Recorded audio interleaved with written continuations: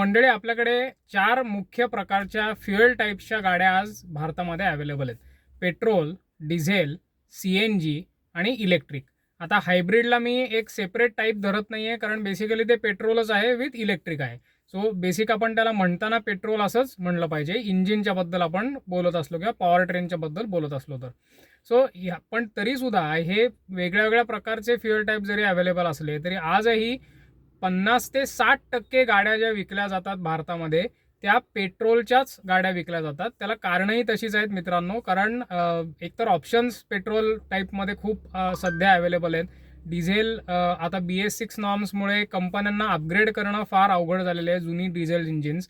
त्यामुळे बऱ्याचशा कंपन्यांनी त्यांच्या पोर्टफोलिओमधनं डिझेल गाड्या पूर्ण आयदर काढूनच टाकलेल्या आहेत किंवा अगदी 1-2 डिझेल गाड्या प्रत्येक कंपनीने ठेवलेल्या आहेत. जास्तीत जास्त पेट्रोल गाड्याच भारतामध्ये रस्त्यावरती आहेत. आणि मग ह्या पेट्रोल गाड्यांना जे आपण पेट्रोल पुरवतोय ते आता आहे इथेनॉल ब्लेंडेड E20.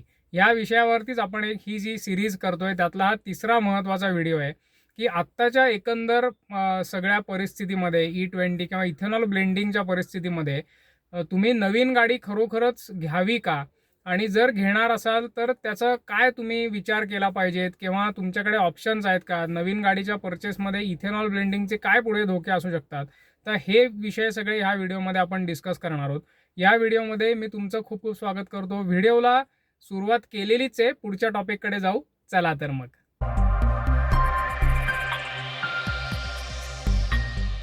मित्रांनो, जसं आपण मागच्याही व्हिडिओजमध्ये हे समजून घेतलेलं आहे की आता देशामध्ये कुठल्याही पेट्रोल पंपावरती जे सरसकट पेट्रोल मिळणार आहे ते 20% इथेनॉल मिक्स केलेलंच पेट्रोल आपल्याला उपलब्ध होऊ शकणार आहे.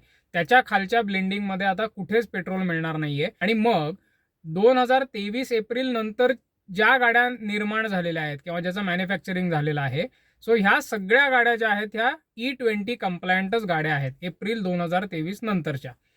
सो आता जर जे कोणी नवीन गाडी पेट्रोल गाडी घेण्याचा प्लॅन करतायत तर त्यांच्या ऑब्व्हियसली गाड्या ज्या आहेत त्या E20 कंप्लायंटच असणार आहेत.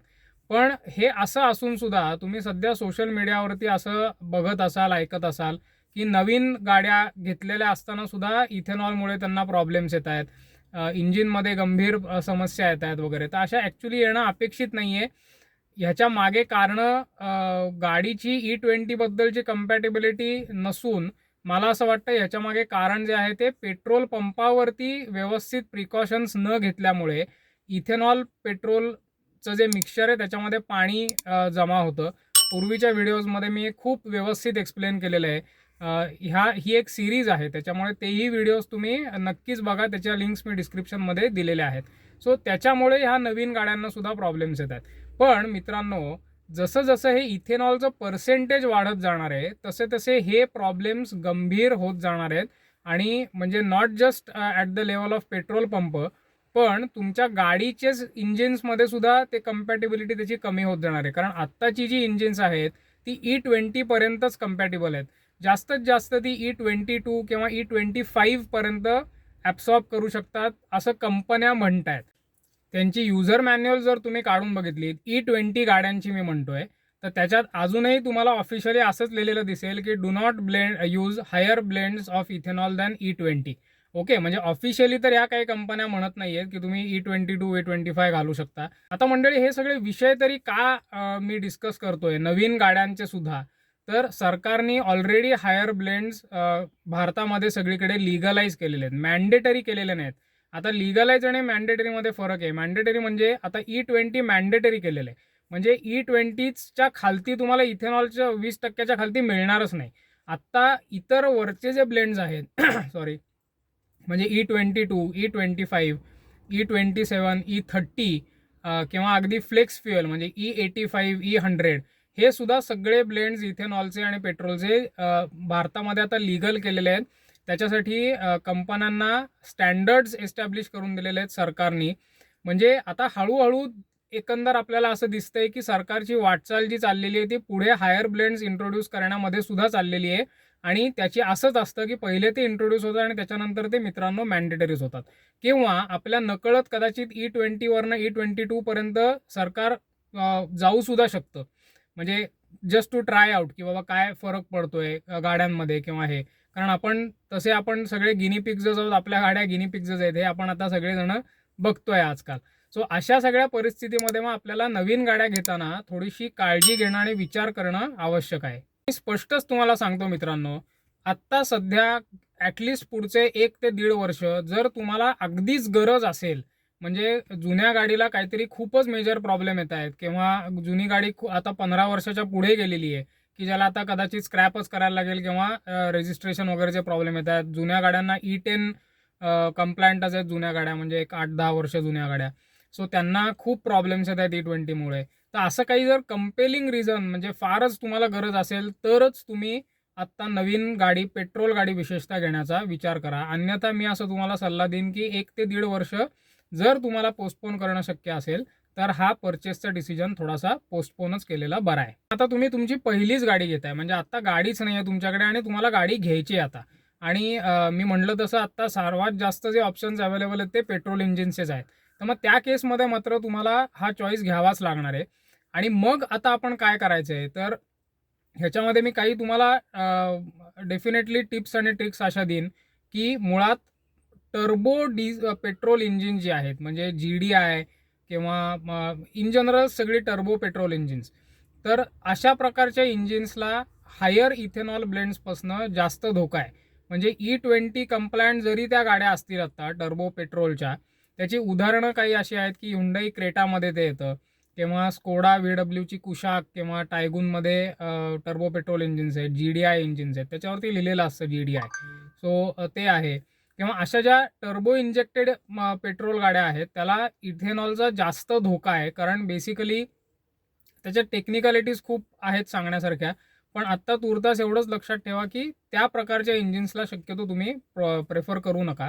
नॅचरली ॲस्पिरेटेड जी इंजिन्स आहेत, म्हणजे ज्याच्यामध्ये कुठल्याही प्रकारचं टर्बो चार्जिंग केलेलं नाही किंवा डायरेक्ट इंजेक्शन नाही आहे, तर अशा प्रकारची इंजिन्स तुम्ही प्रेफर करू शकता.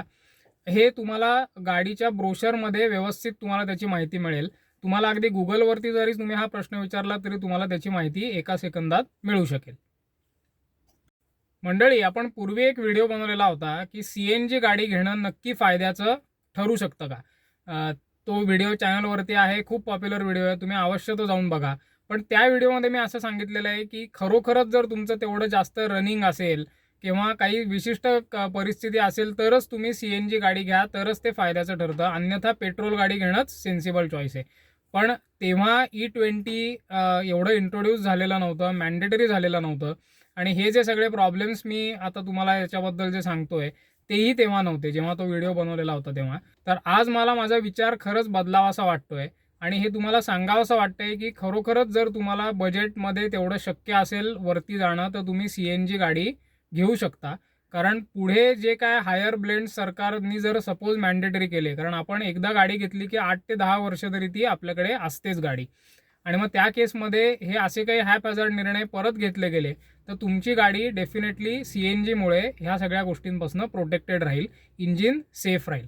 फक्त CNGमध्ये 2 मेन प्रॉब्लेम्स आहेत. एक म्हणजे CNGमुळे बऱ्याचशा गाड्यांमध्ये बूट स्पेस किंवा डिकीची स्पेस जी असते ती पूर्णच निघून जाते. आजकाल खूप ब्रँड्स ट्विन सिलेंडर किंवा dual CNG cylinder, underbody cylinder असं ऑफर करायला लागलेत की जसं करून तुम्हाला डिकीची स्पेस मिळत राहील. आणि दुसरा प्रॉब्लेम CNGचा असा आहे की ऑटोमॅटिक ट्रान्समिशन CNG बरोबर नॉर्मली येत नाही. याला अपवाद फक्त 2च कंपन्या आहेत. एक आहे अर्थातच टाटा आणि दुसरा आता Hyundaiने सुद्धा त्यांच्या गाड्यांमध्ये ऑटो CNG गाड्या देणं सुरू केलेलं आहे. त्याच्यामुळे तोही तुम्ही पर्याय डेफिनेटली आता मी म्हणेन निवडा.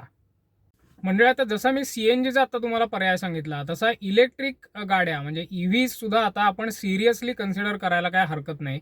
कारण आता एकंदरच हे इथेनॉलचं भविष्यात पुढे काय होणार आहे हे आपल्याला माहिती नाही आहे.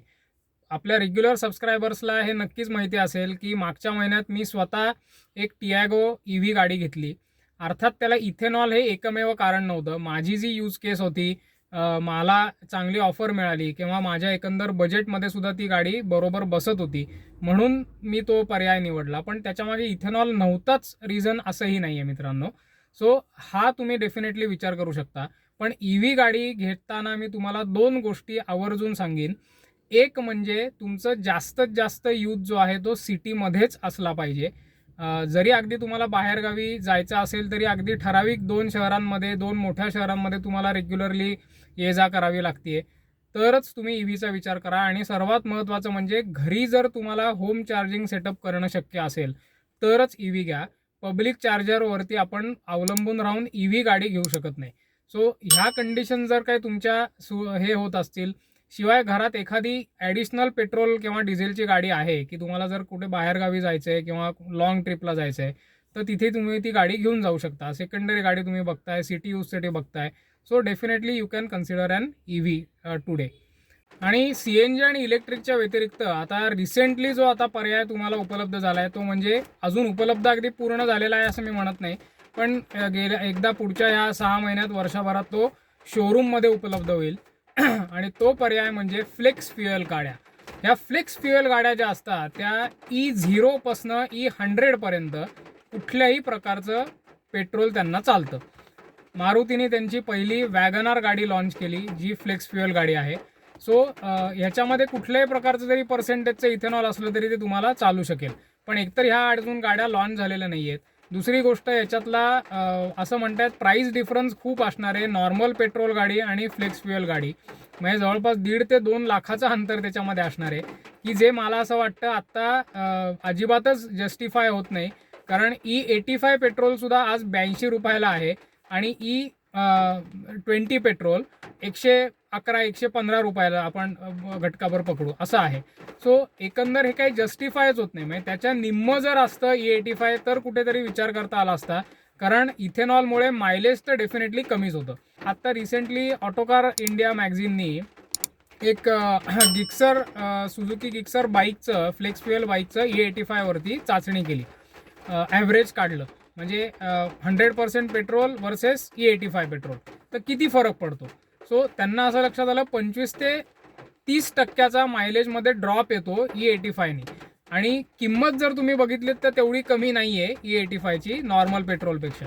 So it does not make sense for flex fuels also. मित्रांनो, कन्क्लूड करताना मी एवढ्याच 2-3 गोष्टी सांगेन. एकतर म्हणजे फार गरज असल्याशिवाय आता पेट्रोल गाडी नवीन घेऊ नका. 1-1.5 वर्ष वाट बघा. त्याच्यात आपल्याला बऱ्याचशा गोष्टी क्लिअर होतील की सरकार आत्ता E20लाच कारण खूप विरोध होतोय जनरल पब्लिककडनं, त्यामुळे कदाचित हायर ब्लेंड्स मॅन्डेटरी होणार पण नाहीत. पण हे सगळं आपल्याला कळण्यासाठी म्हणजे काय नक्की भविष्यात होणार आहे हे कळण्यासाठी 1 ते 1.5 वर्ष तरी जावं लागणार आहे. सो गरज असेल तरच नवीन गाडी घ्या. दुसरं म्हणजे मी जे सांगितलं की टर्बो पेट्रोल किंवा डायरेक्ट इंजेक्शन पेट्रोल इंजिन्स आपल्याला घ्यायची नाहीत. नॅचरली ॲस्पिरेटेड पेट्रोल इंजिन घ्यायचे की ज्याला इथेनॉलचा टॉलरन्स जरा जास्त चांगला आहे. टर्बो डिझेल GDI इंजिन्सला तो कमी आहे. तिसरं CNGचा पर्याय तुम्ही डेफिनेटली निवडू शकता आणि इलेक्ट्रिकही कन्सिडर करू शकता. सो हा एक महत्त्वाचा व्हिडिओ आहे. बरीच लोक आज नवीन गाडी घेण्याच्या प्लॅनमध्ये असतील. सो त्यांच्याबरोबर हा व्हिडिओ शेअर करा. तुम्हाला जर कोणी असं माहिती असेल तर. तुम्ही स्वतः असाल तर याचा नक्की विचार करा. हा व्हिडिओ कसा वाटला हे कॉमेंट्समध्ये नक्की सांगा. तुमच्या काही शंका असतील तर त्याही तुम्ही विचारू शकता. व्हिडिओला नक्की एक लाईक द्या आणि राईट ड्राईव्ह मराठीच्या यूट्यूब चॅनलला नक्की सबस्क्राईब करा.